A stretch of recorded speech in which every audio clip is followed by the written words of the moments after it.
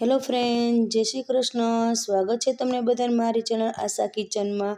આજે આપણે બનાવીશું, સિઝનમાં ગાજર હોય એટલે હલવો તો દરેકના ઘરમાં બનતો જ હોય છે. આ રીતે જો ગાજરની બરફી બનાવી લીધી તો હલવો ભૂલી જશો, એટલી એકદમ ટેસ્ટી બને છે અને બનાવી એકદમ સહેલી રીત છે, એકદમ યુનિક પણ છે.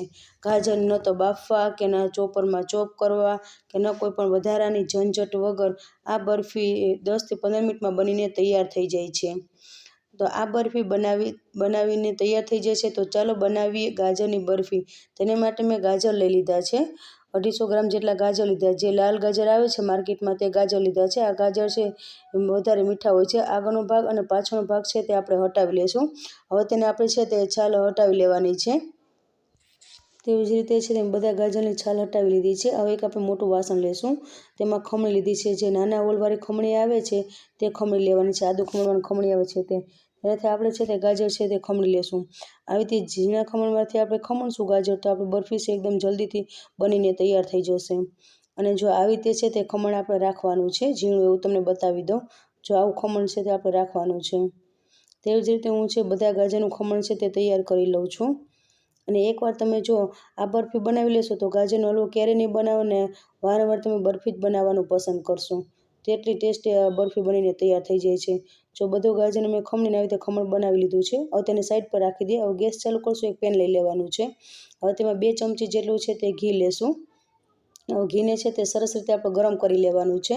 ઘી સરસ એવું ગરમ થઈ જાય પછી જે આપણે ગાજરનું ખમણ કરેલું છે તે ખમણને છે તે આપણે ઘીની સાથે એડ કરી દઈશું. બધું ખમણ આપણે એડ કરી દેવાનું છે. હવે તેને આપણે હલાવવાનું છે અને ઘી સાથે સરસ રીતે આપણે સાતળી લેવાનું છે. તેથી તેનો ટેસ્ટ પણ સરસ આવશે અને આપણું ગાજર છે તે પણ સરસ રીતે થોડુંક એવું કૂક પણ થઈ જશે. તેને 1 મિનિટ સુધી આપણે ઘી સાથે સાતળવાનું છે. અને તમે જુઓ થોડો કલર પણ આપણો થોડોક એવો ચેન્જ થઈ ગયો છે. અને જેમ તમે ઘી સાથે સાતળશો તેમ આપણું ગાજર છે તે એકદમ સોફ્ટ બનવા લાગશે.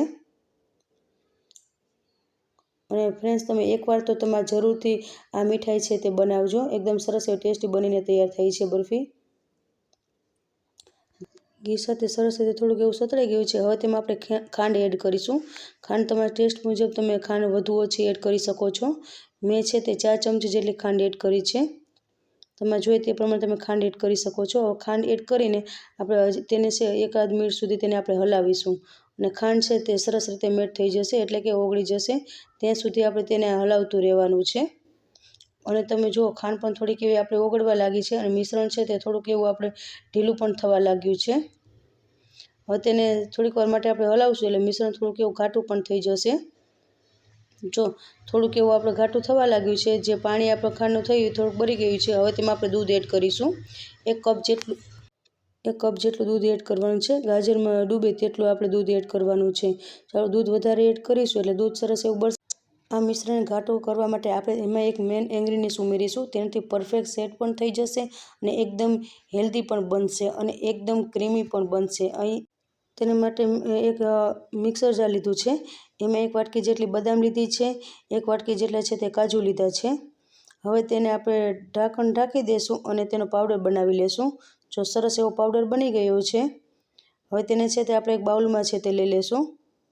બધો પાવડરને છે એક બાઉલમાં લઈ લેવાનો છે. હવે તેમાં છે મેં ટોપરું લીધું છે નાની વાટકી જેટલું અને છે તે મિલ્ક પાવડર લીધો છે. જે 10-10 વાળા પાઉચ આવે છે તે પાવડર મેં લીધો છે. બધું સરસ એવું આપણે મિક્સ કરી દેવાનું છે. અને પાવડર જો અત્યારે આપણે મિક્સ કરી દઈએ નકર એમાં છે ને તે ગાંઠા પડી જાય છે. એટલે અત્યારે જ આપણે મિક્સ કરીને પછી તેમાં ઉમેરવાનું છે. તે પહેલાં છે તે આપણે એક ડીશ લઈ લીધી છે. તેને આવી રીતે છે તે ઘી લગાવી લેવાનું છે. તમે તેલ પણ લગાવી શકો છો. આવી રીતે ઘી લગાવી રાખશું ડીશમાં એટલે આપણે મિશ્રણ એડ કરશું તો ચોટે પણ નહીં તેમાં. હવે છે જે આપણું મિશ્રણ છે તે કૂક થાય તે આપણે જોઈ લઈએ. જો સરસ એવું મિશ્રણ આપણું ઘાટું થવા લાગ્યું છે અને દૂધ છે તે પણ આપણું બળી ગયું છે. અને હજી તેને આપણે 1 મિનિટ સુધી છે તે આપણે હલાવતા રહીશું. હવે જે આપણે કાજુ બદામનો છે પાવડર બનાવ્યો છે, મિલ્ક પાવડરનો ખમણનો, તેનો આ પાવડર છે તે આપણે એડ કરી દઈશું. આ એડ કરવાથી છે આપણી મીઠાઈ છે તે હેલ્ધી પણ બનશે અને એકદમ ક્રીમી પણ બનશે. અહીં આપણે કોઈ જાતને એક્સ્ટ્રા મલાઈ કે માવો ઉમેરવાની જરૂર પણ નહીં પડે. તો પણ એકદમ ટેસ્ટી એવી મીઠાઈ બનીને આપણે તૈયાર થશે. હજી છે તેને આપણે 1 મિનિટ સુધી છે તે આપણે આવી રીતે હલાવતા રહીશું. અને આપણે ગેસની ફ્લેમ છે તે સ્લો જ રાખવાની છે, હાઈ નથી રાખવાની. ધીમા ગેસ ઉપર જ છે તે આપણે આને સરસ રીતે આપણે હલાવતા જઈશું. હવે તેમાં છે તે આપણે 1 ચમચી જેટલું છે તે ઘી એડ કરી દઈશું. ઘી એડ કરવાથી આપણી આ મીઠાઈ છે તેને શાઇનિંગ પણ સરસ એવી આવશે અને મીઠાઈ છે સરસ એવી બની તૈયાર થશે અને પેનમાં છે તે પણ ચોંટશે નહીં ઘી એડ કરવાથી. એટલે ઘી છે આપણે જરૂરથી તમારે એડ કરવું, જેથી આ મીઠાઈ સરસ એવી બનીને તૈયાર થાય. હવે છે તેને આપણે હજી 1 મિનિટ સુધી આપણે હલાવશું. આપણું મિશ્રણ છે હજી ઢીલું લાગે છે. જ્યાં આ મિશ્રણ છે લોટના ફોર્મમાં ના આવે ત્યાં સુધી આપણે તેને હલાવતું રહેવાનું છે. હજી છે તેને આપણે 2 મિનિટ સુધી છે તેને સરસ રીતે આવી રીતે હલાવતા રહેશું, જેથી આપણું મિશ્રણ છે તે એકદમ સરસ એવું ઘટ બનીને તૈયાર થઈ જાય. અને ફ્રેન્ડ્સ, તમે આ એકવાર જો મીઠાઈ બનાવી લીધી અને મહેમાનને આપશો તો મહેમાનને પણ ખૂબ જ એવી ભાવશે અને બાળકોને પણ ખૂબ જ એવી ભાવશે. જો મિશ્રણ સરસ એવું આપણે બની ગયું છે, લોટના ફોર્મમાં આવી ગયું છે. હવે જે આપણે ડીશમાં ઘી લગાવીને રાખ્યું છે તે ડીશમાં છે તે આપણે મિશ્રણ છે તે એડ કરી દઈશું. મિશ્રણ એડ કરી સરસ રીતે આપણે પાથરી લેવાનું છે. મેં વાટકીમાં છે તે તેલ લગાવીને આવી રીતે પાથરી સરસ રીતે પ્રેસ કરીને પાથરી દીધી છે. જો આપણી મીઠાઈ સરસ એવી સેટ થઈ ગઈ છે. હવે તેમાં આપણે ઉપર છે તે કાજુ બદામની કતરણ કરી છે તે આપણે એડ કરી દઈશું. હવે છે તેમાં ઉપર છે તે ટોપરું છે તે સ્પ્રિંકલ કરી દઈશું અને જે ખસખસના બી લીધા છે તેને પણ ઉપરથી આપણે આવી રીતે સ્પ્રિંકલ કરી દઈશું. આવી રીતે સરસ બધું સ્પ્રિંકલ કરીને પછી તેમના વાટકી મદદથી આવી રીતે પ્રેસ કરી દઈશું, જેથી આપણું સરસ એવું બધું છે તે સેટ થઈ જાય. જો સરસ એવી આપણી મીઠાઈ જો બની ગઈ છે ને, હવે તેને 1 કલાક ઠંડી કરવા માટે આપણે રાખી દઈશું. જો 1 કલાક થઈ ગઈ છે અને આપણી મીઠાઈ સરસ એવી સેટ પણ થઈ ગઈ છે. હવે તેને આપણે છે તે કાપા પાડી લેશું. તમને જેવા પસંદ હોય કાપા તે પ્રમાણે તમે કાપા કરી શકો છો. હું ચોરસ શેપમાં કટ કરું છું. તમારી ઘરે મહેમાન આવ્યું હોય, મહેમાને પણ તમે આ મીઠાઈ બનાવીને આપશો તો પણ તેને ખૂબ જ પસંદ આવશે આ મીઠાઈ અને બાળકોને પણ આ મીઠાઈ ખૂબ જ ભાવશે.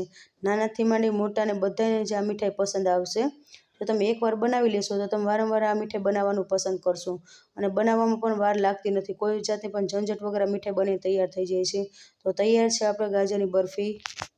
મારી રેસીપી કેવી લાગી? સારી લાગી તો વિડીયોને લાઇક કરજો, શેર કરજો અને ચેનલ પર નવા હો તો ચેનલને સબસ્ક્રાઈબ કરવાનું ભૂલતા નહીં. આ રેસીપીમાં બસ આટલું. ફરી મળીશું એક નવી રેસીપી સાથે. ત્યાં સુધી જય Shri Krishna. Thanks for watching.